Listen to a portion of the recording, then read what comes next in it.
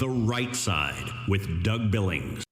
Hello, America. Hello, world. I'm Doug Billings. This is The Right Side. Today, July 4th, 2026, America's 250th birthday, the anniversary of the Declaration of Independence. And today on The Right Side, we're going to go way beyond the fireworks of the moment, all right? I'm going to take you inside the real story of the 56 men who signed the Declaration of Independence, the grit, the sacrifices, and the moral clarity it all actually took. And I'm going to connect it straight to what I call determined patriotism is and what determined patriotism demands from us today, right now. Ladies and gentlemen, The Right Side is now upon you. Are you ready? Let's go. The Right Side with Doug Billings. We are not liberal snowflakes who melt away in the face of tragedy, adversity, and challenge. We are a covenant nation under God, and His divine providence is not dead and it's not gone. It is living within each and every one of you. And you will bring it to life in such a way that the world has never seen before. We never back down. We never give up. We march forward.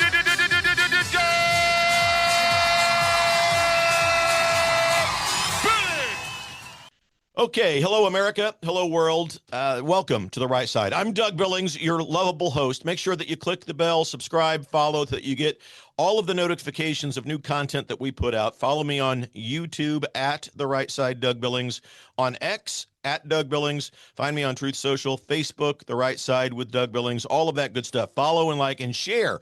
Share the content because we're in this thing together. This is how we reclaim the Republic back to the divine providence of God and the intent of the Founding Fathers. And what a perfect day to talk about the intent of the founders and divine providence. July 4th, 2026, today, the 250th anniversary. It's one of the most consequential documents, our Declaration of Independence, in human history. And while we're at it, I've got a favor for you. Can we please retire the phase or the phrase "Happy 4th"? Can we just get rid of it? I mean, think about this for a minute, because during Christmas, we don't say Happy 25th, Happy 25th, Merry 25th, everybody. We don't do it during Christmas season. This is Independence Day. So let's call it what it is. Happy Independence Day, everybody. I know it's a pet peeve. I agree. I admit it's a pet peeve. There is no such holiday called Happy 4th or the 4th.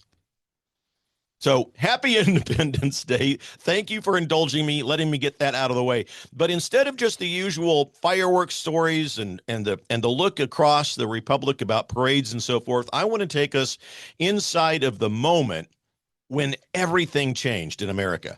I want to look at the real political world of 1776, okay? The behind-the-scenes debates, the division in the colonies, it was real and it was intense. And I want to talk about the raw courage that it took for 56 ordinary men with families and fortunes to sign a document that the British Empire would call treason. And we're going to connect that directly to what I call determined patriotism. It's the same internal grit and the moral clarity that we need right now. I mean, if we're serious about restoring this republic to God's divine providence and the intent of the founders. So let me set the stage. All right. It's the spring and early summer of 1776 in Philadelphia. The Second Continental Congress is meeting in the Pennsylvania State House. Outside, the Revolutionary War is already more than a year old. Shots had been fired at Lexington and Concord. Boston had been under siege. The British were sending more troops, more ships, the most powerful army and navy in the world coming our way. Yet even with the fighting already underway, full independence, it wasn't a done deal, not even close yet. A lot of people in the colonies and some people inside Congress still hoped for reconciliation. There were loyalists who wanted to stay, under the crown.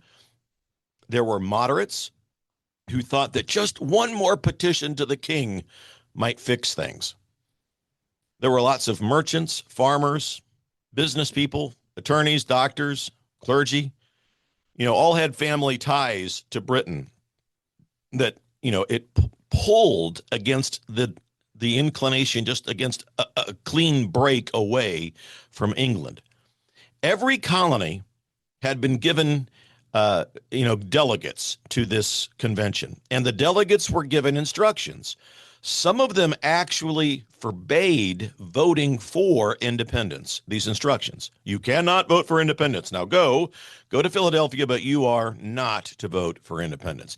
So that was the real state of play at the time. It wasn't a united group of patriots who all of a sudden decided one morning to, throw off the yoke of British rule. In a lot of ways, it was a messy, divided, high-stakes political fight that was happening while a war was already raging. On June 7th, 1776, Richard Henry Lee from Virginia, he introduced a resolution declaring that these united colonies are, and of right ought to be, free and independent states. All right, so that forced the issue into the open, and it sparked a real intense debate within Congress. Some of the delegates, like John Dickinson of Pennsylvania, they argued for more time and more attempts at a reconciliation. They were not being cowards, ladies and gentlemen. They were trying to avoid what they saw as an irreversible step. So we can extend them grace in their discussions and in their debate. But something else had been happening. In the meanwhile, you have Thomas Paine and his pamphlet called Common Sense, which had been circulating like wildfire in the colonies. And it was a little bit different than previous writings in the colonies because it was written in plain English, plain language that ordinary people could understand. And it made the case that separation from England wasn't just necessary, it was possible and it was right. So Paine helped shift the entire conversation from, can we fix this with the king, to something like, why should we keep trying to fix something that's fundamentally broken? Now, behind the scenes, there was quiet but very determined work to get enough colonies on board so that a vote could actually pass. Delegates were writing home. They were trying to get their instructions changed. It was hard. It was unglamorous. It was political labor. And on July 2nd of 1776, the Lee resolution passed. Okay. Remember, he put it on floor. He wanted a vote on independence. So on the 2nd of July, that resolution passed. 12 colonies were in favor of it. New York abstained at first. Okay. So 13 colonies, all of them in favor of it. New York abstains. 2 days later, on July 4th, Congress approved the text of the Declaration of Independence. All right. Now, ladies and gentlemen, here's what I want you to see between the lines of this story. These 56 men didn't know how the story was going to turn out. They had no guarantee of, Yorktown or a treaty 7 years later. They were deciding in real time while facing the full wrath and the might of the British Empire. Trying to decide all of this. Signing that document meant declaring themselves traitors, and the penalty for that was death. So they were pledging their lives, their fortunes, their sacred honor, with every reason to believe the cost would be high. And yet, they did it. They didn't do it because they were reckless, but because they had reached a point of moral clarity. They saw a pattern of tyranny clearly enough that they were willing to risk everything instead of continue underneath it. So that clarity, combined with the internal fortitude to act, despite division, despite the danger, it's what we're going to unpack over the next few moments here on the show today. We're not just going to talk about, the key figures, Thomas Jefferson, John Adams, and Benjamin Franklin. I'm going to look at some of the lesser known signers also, whose personal stories of grit and will surpass many standards of what we today call ordinary charisma, determination, and patriotism. I think they're going to surprise and inspire you. So I'm going to see with you and explain what actually happened. And we're going to see what it actually cost almost all of those 56 men and their families. And we're going to draw a straight line from their determined patriotism in that hot Philadelphia summer to the determined patriotism that we need in 2026 and beyond. Now, here's the hopeful truth. These 56 men were not perfect. They had disagreements and flaws. They faced odds that would have made most people walk away from the entire cause, but they chose to stand anyway. And because they did that, we are still here. We're still free to do the work of restoring this country to its founding principles. That's the spirit that I want to carry through this special today. I want to talk about the Committee of Five, okay? Because, look, once Richard Lee's resolution for independence passed on July 2nd, Congress still needed the actual document that would explain to the world and to history why the colonies were taking this step. So, on June 11th, they appointed a committee of five to draft the document, the Declaration of Independence. The Committee of Five: Thomas Jefferson, John Adams, Benjamin Franklin, Roger Sherman, and Robert R. Livingston. Now, here's what's easy to miss about that committee. These weren't five random politicians just thrown together. They represented a deliberate balance of regions and perspectives in this country, in the colonies: New England, the Middle Colonies, and the South. The man who was given the primary job of writing the draft was the 33-year-old Virginian Thomas Jefferson. Now, Jefferson didn't write it in some grand government office. It wasn't plush. It wasn't high end. He worked in a rented second-floor room at the home of a bricklayer named Jacob Graff. It was a quiet spot on the edge of Philadelphia. Jefferson drew from his own earlier writings from the Virginia Declaration of Rights that George Mason had drafted, and from the great natural rights thinkers of their current time and of the past. Jefferson wasn't inventing something out of thin air, and he wasn't trying to recreate the wheel. He was putting into clear, powerful language ideas that had been developing for years. So in about 2 weeks, Jefferson produced a draft that the other four committee members reviewed. John Adams had already been pushing hard for independence for months. Okay, so he brought that urgency to the table. Benjamin Franklin, at 70 years old, was the oldest and the most experienced of the group, and he offered his famous editorial touches as well. One of the best-known changes came from Franklin, in fact. Jefferson had written that certain truths were, quote, sacred and undeniable. Benjamin Franklin suggested changing that to, quote, we hold these truths to be self-evident. That small edit made the language stronger and more universal. Roger Sherman of Connecticut and Robert R. Livingston of New York, they helped shape the document with their own legal and political expertise. And the committee wasn't just polishing words here, folks. They were making sure that the final product could actually hold the colonies together and at the same time speak to the wider world. I mean, that's a Herculean task, to say the least. But the real work and the real tension came when the draft went back to the full Congress. They had to debate it. They had to discuss it. So over the next couple of days, the delegates went through it line by line. You know what? They made more than 80 changes to the document. Some were small, matters of wording, grammar, and so forth, but others were bigger. A long passage that condemned the slave trade. Yes, the Founding Fathers originally had put a long passage about the evil of slavery and the slave trade. Well, it was struck out because the South Carolina and Georgia delegates refused to support independence if that stayed in. So I think that's just a side note. When we say we hear liberals say, well, America was founded on slavery. It's evil. It's not an exceptional country at all.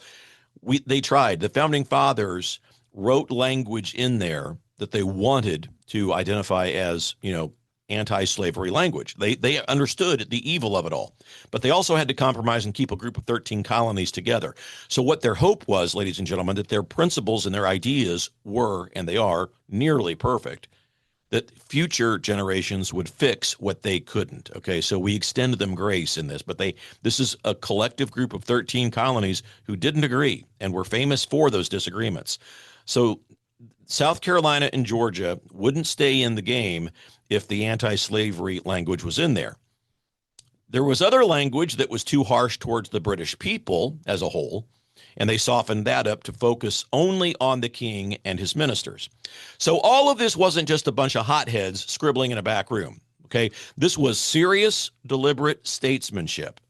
And it was happening while a war was already underway and while the outcome was far from certain. That's the backdrop. Now, here's what I want you to see between the lines, okay? The men on the committee and the larger Congress itself that edited their work, these guys were not reckless ideologues. They were experienced lawyers, merchants, farmers, and public servants who understood the stakes. They knew that once this document got out there, there would be no going back. And they also knew that the ideas that they were declaring, that rights come from the Creator, not from government, and that government exists to secure those rights, those were radical in a world that was still ruled by kings who claimed that their authority came from God or from bloodlines. So what that revealed about the founding is important.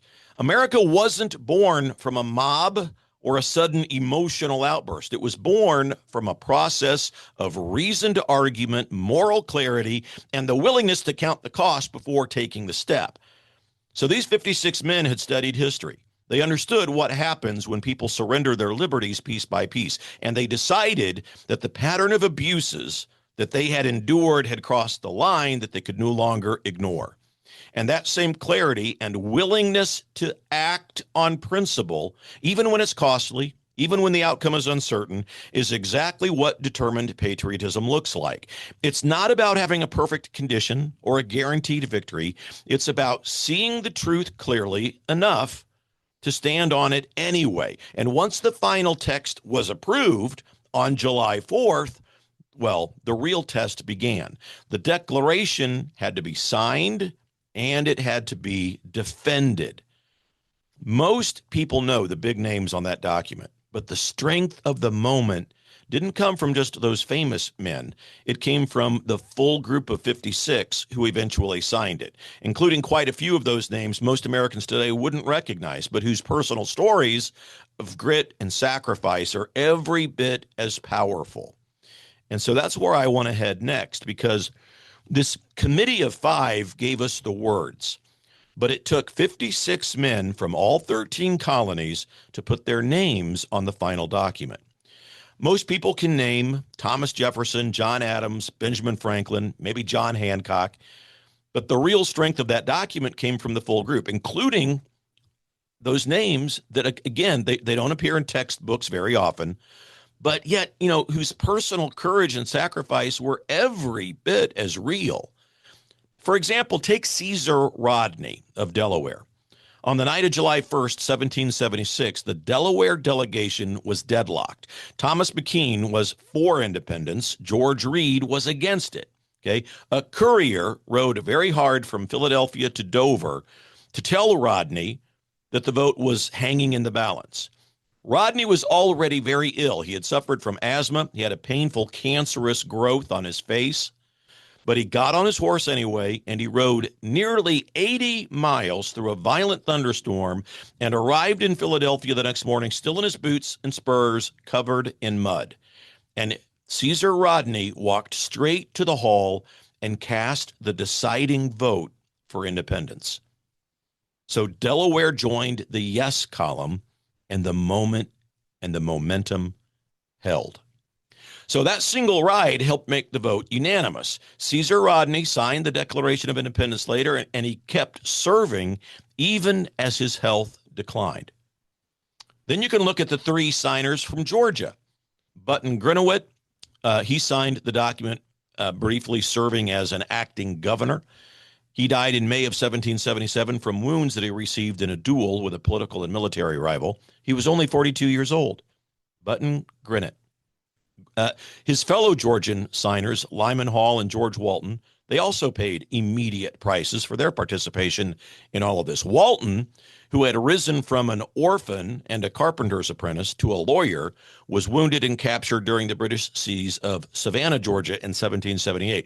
He spent time as a prisoner of war before eventually becoming governor of Georgia and later a United States senator. Okay, these weren't abstract patriots. These were men who stepped forward and then dealt with the consequences in real time. New Jersey, Richard Stockton. Another story that doesn't get told enough. So Richard Stockton was a respected lawyer and a family man, captured by the British after the signing of the Declaration of Independence and imprisoned under very harsh conditions that broke his health. And he never fully recovered, and he died in 1781 at the age of 50. Then there's New York's Francis Lewis. He saw his home burned to the ground, his wife captured, held in brutal conditions, and she never fully regained her health either. South Carolina's Thomas Hayward Jr. and Arthur Middleton, both captured when Charleston fell in 1780 and spent over a year imprisoned in St. Augustine, Florida, before being exchanged. So it wasn't just the famous cases. Abraham Clark of New Jersey had 2 sons captured and held on a notorious British prison ship called Jersey, where the conditions were so bad that thousands of people died on that prison ship. Carter Braxton of Virginia, he was a wealthy planter and a merchant. He lost most of his ships to the British Navy and a lot of his fortune trying to support the cause. He was a very wealthy man, had a lot of merchant ships that he lent to the American Navy, and most of them were destroyed. John Hart of New Jersey had his home ransacked. He spent months hiding in the woods and the forests. His health never recovered after all of that. So these men signed up knowing full well that their signatures could, and in many cases did, bring direct harm to themselves and the people they loved. And what stands out when you look at the full list of 56 is how ordinary most of them were, because by the standards of their own class, their own positions, their own work, how ordinary they were, but how powerful their actions became. These were lawyers, they were merchants, planters, physicians. There was a clergyman, John Witherspoon, the clergyman, came from New Jersey, the only minister to sign the Declaration of Independence. There was also Charles Carroll of Carrollton, the only Catholic signer. He added Charles Carroll of Carrollton to make sure that his name was associated with himself so that the British would know exactly which Carroll they were coming for if they wanted to hang him. Bravery. The youngest signer was Edward Rutledge of South Carolina, only 26 years old. The oldest, of course, Benjamin Franklin. He was 70. They came from every region. 8 of them had actually been born in the British Isles, and they were not a monolith. They were all not united with the same worldview, the same ideas. They had different interests, different temperaments, different levels of enthusiasm at different moments. But when the moment of decision arrived, enough of them found the internal fortitude to act together. Now, here's what this shows us, my friends. The men who signed the Declaration of Independence weren't superhuman. They weren't guaranteed to win. They were flesh and blood human beings who had something to lose. Homes, businesses, reputations, families, and they chose to risk it all anyway. Their determined patriotism wasn't a slogan, I can tell you that. It was a willingness to absorb real personal consequences for a principle that they believed came from a source higher than any king or any parliament. The kind of commitment that takes is rare in any generation. And it's what turned a political document into the foundation of a new nation. And that's exactly the quality of things in life and the state of play that we're going to need again in this country if we're serious about preserving what they started. Look, those 56 men signed their names. They weren't making a symbolic gesture. They were putting their lives, their property, their families on the line in a very real way. And some of them paid heavier prices than others. The pattern across the group tells us something important about what real commitment looks like, because a number of them saw their homes ransacked or burned. Several of them were captured by the British and held under conditions that damaged their health, sometimes permanently. Others lost ships, plantations, businesses that had taken lifetimes to build. Wives and children were harassed, imprisoned, or forced to flee. And quite a few of the signers themselves never lived to see the final victory that they helped to secure. Some died during the war, from wounds. Some died from exhaustion or just the strain of what they had taken on. So others died not long after, and their bodies and their fortunes broken by the effort that this all took. Take Richard Stockton for example. Captured, imprisoned, in a harsh condition, never fully recovered. Francis Lewis lost his home, watched his wife suffer in captivity. Thomas Hayward Jr., Arthur Middleton, spent a year in a British prison in St. Augustine after Charleston fell. Abraham Clark had 2 sons held on that infamous prison ship that I mentioned, the Jersey, in conditions that were so brutal that thousands of people died. Carter Braxton watched much of his merchant fleet be destroyed. And so they're not abstract losses. They were direct, they were personal, and they were results of consequences that hit these men and the people who they loved. But what's striking, at least to me, is how many of them kept serving anyway. Some of them returned to Congress. Others took up arms or helped govern their states even after suffering major setbacks. They didn't treat their signatures as a one-time act of bravery and then step back. They stayed in the fight, even when it kept costing them. And so here's what this tells us about the character that's required to start and to sustain a republic. These men understood that the phrase they signed, our lives, our fortunes, and our sacred honor, it wasn't just poetic language. It was a literal description of what they were risking.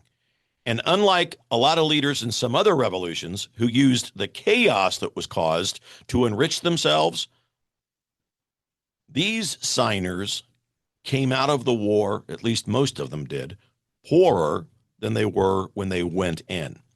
They bet everything on an idea that they believed was bigger than their own comfort or their own safety. And what sustained them through all of that cost was a combination of moral clarity and a quiet trust in something higher than themselves. You see it in their letters. I encourage you all to read the Founding Fathers' personal letters and their speeches. You find it in the actions of the Continental Congress. You know, the Continental Congress set aside days for fasting and prayer during the darkest periods of the Revolution. They weren't relying on perfect political conditions or guaranteed victory. They were relying on the belief that the principles they had declared were true and that those principles were worth the price.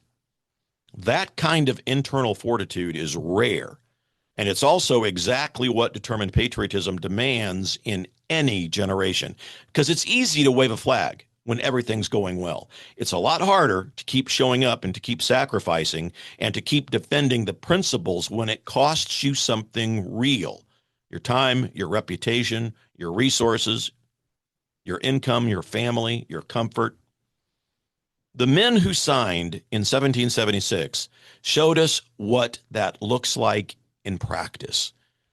And here's the hopeful part, folks, because they were willing to pay that price. The republic that they launched survived its early tests, and it grew into something stronger. Their sacrifices weren't in vain. They created space for future generations, including ours, to continue the work of preserving and restoring what they began. And so as we go on, we're going to move from the men who signed the document to the document itself, what it really says, why it really mattered then, why it still matters now. You know, it's the clearest statement of the American creed. And so up to this point, we've spent time with the 56 men. All right. You know what they risked, you know who they are, and what many of them personally lost. So let's shift the attention to the document, and let's look at what it actually accomplished, not just in, that hot Philadelphia summer, but across the centuries that have followed, because the Declaration of Independence was never simply just a list of grievances against King George. It was a deliberate statement of first principles that fundamentally redefined what a legitimate government could be and what a people could claim for themselves. When you read the opening paragraphs carefully, you see that it begins not with complaints, but with a sweeping philosophical claim. It asserts that there are laws of nature and of nature's God that apply to all human beings, and that among these are certain unalienable rights that no government grants, and therefore no government can legitimately take away. The famous line, we hold these truths to be self-evident, that all men are created equal, and they are endowed by their creator with certain unalienable rights. That's not rhetorical decoration, okay? It was the foundation. And by grounding those rights in the creator instead of the state, in a majority vote or in a royal decree, the signers of the Declaration were making a radical claim for their time in history. They were saying that legitimate political authority rests upon something higher than human power. From there, the document moves right into the purpose of government, to secure those rights. And when any government becomes destructive of that purpose, the people have both the right and the responsibility to alter or abolish it, and to institute a new government that will better secure their safety and happiness. That was the moral and legal justification that they offered to the entire world. It wasn't just, we don't like the taxes.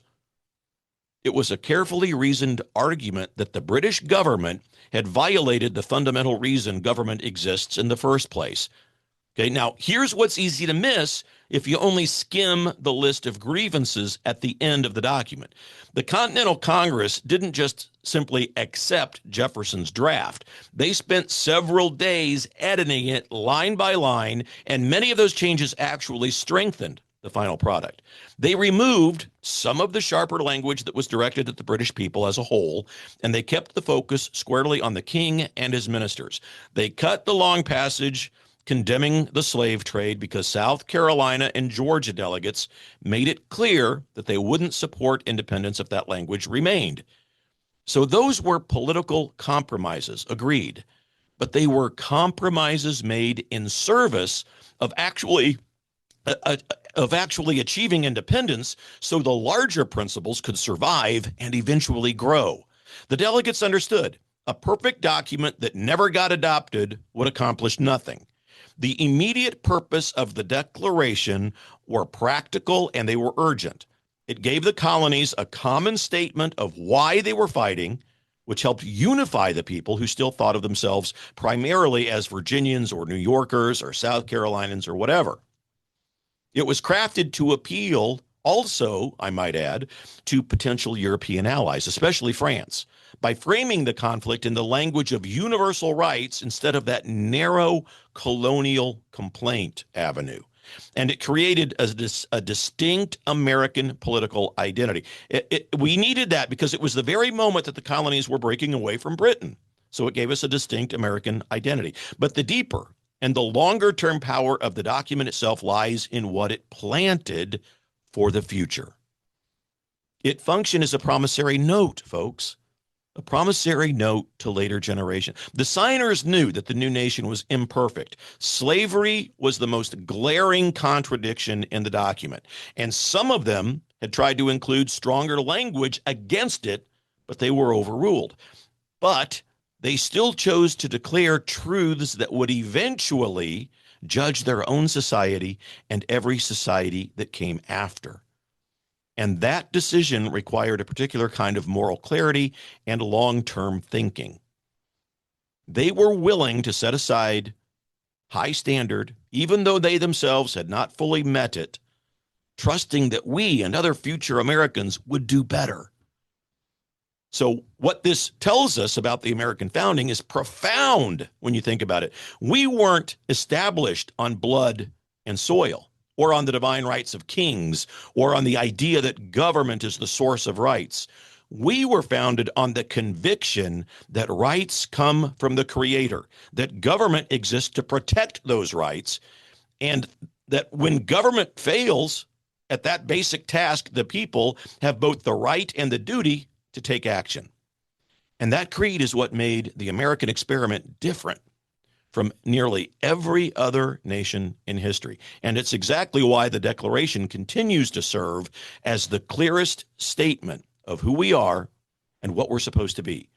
In an age, today, when moral relativism is common, and when the founding principles are frequently attacked or they're just quietly set aside, this document still works as a North Star.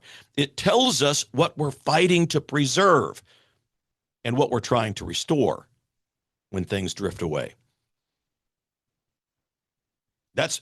Look, writing the words of the Declaration was one thing. Actually defending those words through more than 7 additional years of war was something entirely different. The signers didn't get to approve the document and then just sit back while somebody else secured the victory. They had to sustain the fight militarily, politically, diplomatically, and personally. They had to do that through repeated setbacks, internal divisions, and long stretches where success looked anything but certain. The war had already been, underway for over a year when the Declaration was approved in July of 76. And it would drag on until the Treaty of Paris in 1783. During that time, the Continental Army, you talk about serious defeats. New York fell. Philadelphia was occupied by British forces. The brutal winter at Valley Forge tested the limits of endurance and morale. There were moments when the entire cause appeared to be collapsing, but the leadership in Congress and on the battlefield kept the effort alive. And that kind of persistence over the years, over the weeks, over the months, doesn't happen without a particular kind of internal character.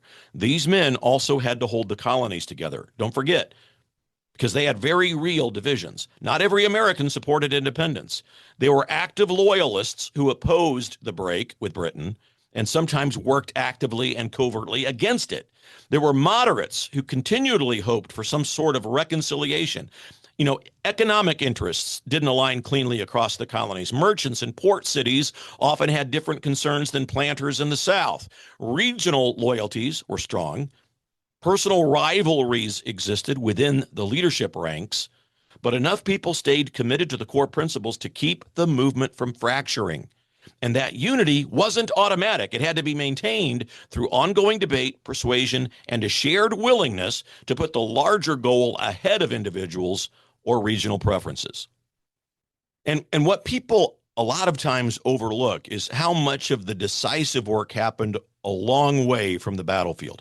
Okay, Benjamin Franklin spent years in France using his reputation, his diplomatic skills to secure the foreign support that eventually proved to be critical for us. Roger Sherman of Connecticut brought steady institutional knowledge and consistency across multiple founding documents.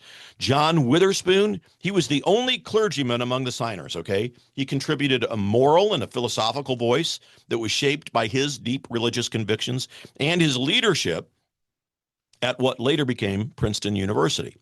Charles Carroll of Carrollton brought a Catholic perspective that was growing common in public life. So these weren't just politicians or soldiers in the narrow sense. They were men who brought different strengths, different experiences, worldviews, temperaments to the same cause. And they stayed engaged even when the path forward was difficult and uncertain. And I think what this tells us about the character that actually wins and sustains liberty, it's not, loud declarations that are made when everything's going well. It's the willingness to keep doing the necessary work when progress is slow, when criticism comes from both outside and inside the movement, and when personal comfort, reputation, or safety is on the line. The founders faced all of that. They were second-guessed. They were attacked in print. Some of them, cases politically undermined during the war years. Some of them lost influence or faced personal consequences, but the core group stayed in the fight because they had reached a point of moral clarity about what was at stake. They believed the principles that they declared were true, and they believed that those principles were worth the long, costly effort that was required to make them real on the ground. That combination of moral clarity about the goal plus the fortitude to pursue it through years of difficulty is what I mean by determined patriotism. It's not about having perfect conditions or the guarantee of a quick victory. It's about refusing to quit or to lower the standard just because the work is hard, and the easy path would be to step back or to compromise on principle.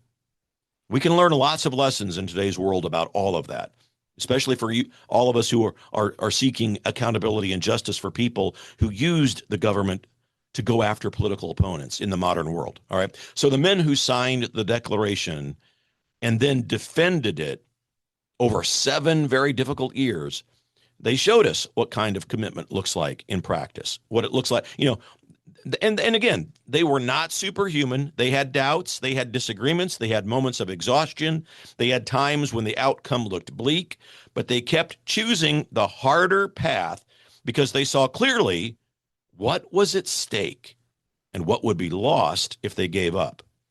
And that's the quality that's always separated lasting republics from those that eventually collapse or they drift into something unrecognizable. The founders didn't win because everything went their way or because a victory was quick. They won because enough of them possessed the internal grit to stay in the fight until the principles they had declared had a real chance to take root and to endure. I mean, truly inspirational. The men who signed the Declaration and then defended it over the following 7 years faced an extraordinary combination of challenges. I mean, they were declaring independence from the most powerful empire in the world at that time. They had no standing army, no standing navy capable of matching what Britain could send across the Atlantic. And they were deeply divided internally. They had loyalists actively working against them, many others still hoping some form of reconciliation might be possible. Their economies were tied to Britain in ways that made separation economically painful and risky, and they had no guarantee whatsoever that their effort would succeed. Nothing. They were placing everything, again, their lives, their fortunes, their sacred honor, on principles that they believed were true, with very little assurance that victory would come in their lifetimes. So we're obviously not facing redcoats marching on our towns or distant monarchs threatening us today, but we are facing serious and sustained challenges to this republic that these men created. I mean, we see the gradual erosion of constitutional boundaries and norms that were designed to limit government power. We see cultural and educational institutions that frequently treat founding principles as outdated obstacles instead of enduring truths that are worth preserving and teaching our kids. We see lawfare, institutional pressure that's used as tools to silence dissent or to punish political opponents. We see division deliberately encouraged for political advantage instead of, helping to heal for the sake of the common good. And we see a noticeable decline in civic virtue in this country, of personal responsibility, of faith and prayer, of moral clarity that self-government actually requires. And so those threats are different in form from the ones that the founders faced, but they're real threats to the same inheritance. Now, the good news is that the internal qualities needed to meet these challenges are the same ones that the signers of the Declaration of Independence demonstrated in their time.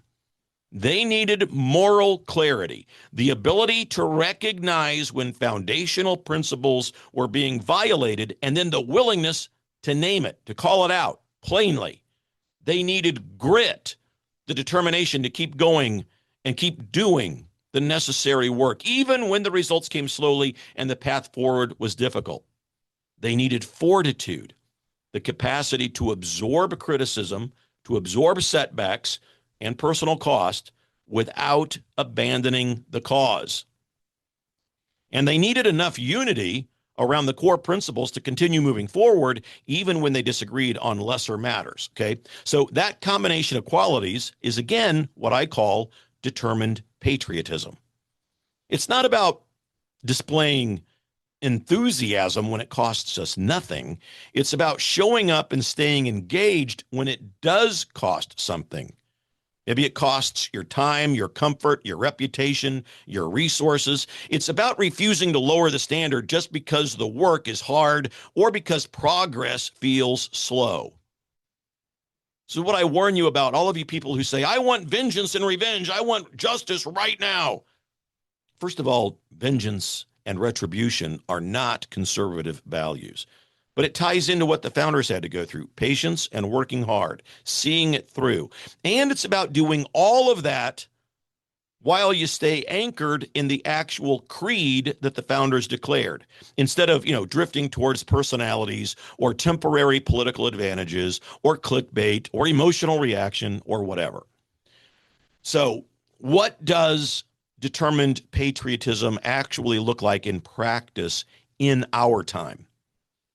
It looks like making the effort to understand and teach the real history and the actual principles to the next generation, instead of accepting simplified or watered down, distorted versions of it. It looks like getting involved at the local level, at schools, in school board meetings, town halls, churches, community organizations, instead of waiting for somebody else in Washington to solve it for you. Are you kidding me? It looks like using your voice and your influence with integrity, even when staying silent or going along with the crowd would be a lot easier. And it looks like supporting the people and the institutions that are genuinely working to uphold constitutional order and the rule of law, instead of just criticizing those people who aren't. And I think it looks like, living with personal integrity and responsibility in your own life and family, because a republic ultimately depends on citizens who are capable of self-government. The founders weren't perfect men, folks. They clearly did not have perfect conditions. They succeeded because they aligned themselves with truths they believed were bigger than any single generation, and because they were willing to trust that those truths would ultimately prevail, even if they didn't see the full results in their own lifetimes. You see, they didn't require perfect unity or a guaranteed victory before they took action. They only needed enough clarity and enough courage to do their part and to keep doing it. And I'm telling you, that same path is open to us today.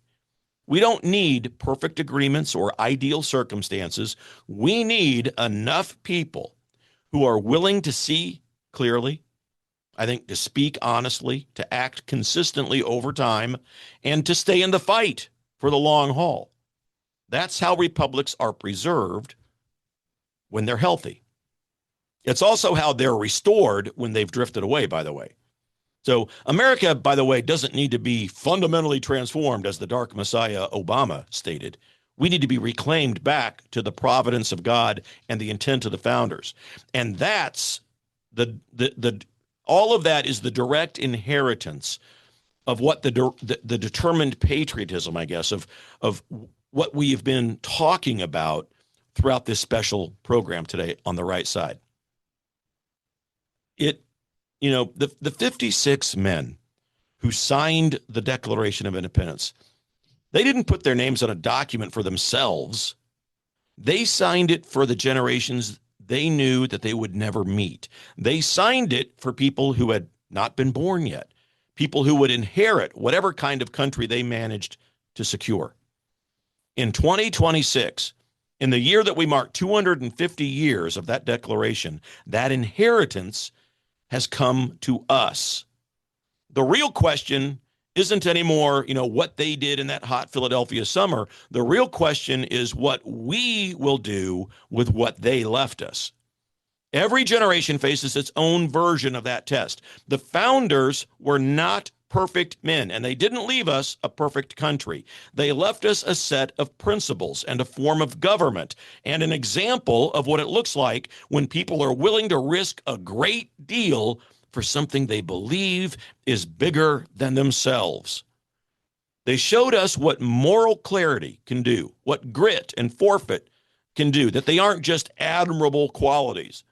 Those are the qualities that actually move history when everything else is uncertain. And those are the qualities that, they're not locked away in 1776. They are still available to anybody willing to choose them today. That is what determined patriotism ultimately comes down to. It's the decision made again and again to carry forward the best of what was handed to us instead of letting it erode through neglect, cynicism, or convenience. It's the willingness to do the work that preserves a republic, not just when it's easy or popular, but especially when it's not. It's teaching the next generation that the real story is this, instead of, the simplified, distorted, watered down version. It's showing up in the places where the daily life of self-government actually happens, and it's using your voice, your resources, your influence with honor. And it's all about living in your own life in a way that makes self-government possible. Because I can tell you, there's no constitution that can survive if the people that it governs have lost the capacity for self-control and personal responsibility. The men who signed the Declaration of Independence in 1776 didn't have perfect unity. They didn't have perfect conditions. They didn't even have the guarantee that their effort would succeed. What they had was enough moral clarity to see what was at stake and enough courage to act on it anyway. That same combination is available to us.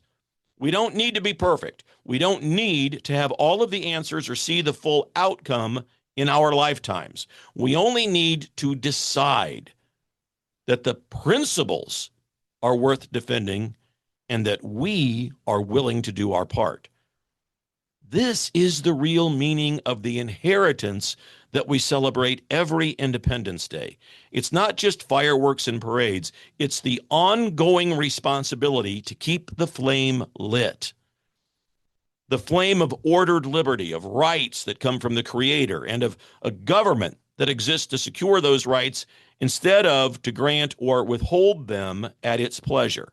The founders carried that flame, and they carried it forward under a lot more difficult and harder circumstances than what we face.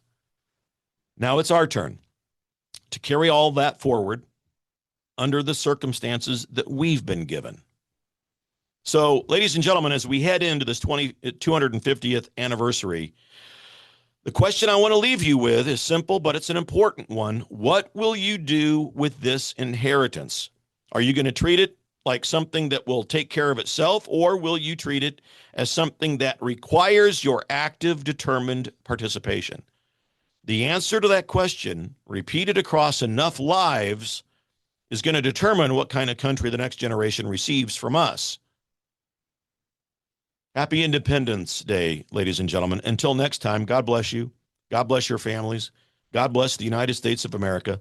Please prayerfully consider heading over to dougbillings.us to contribute to the program.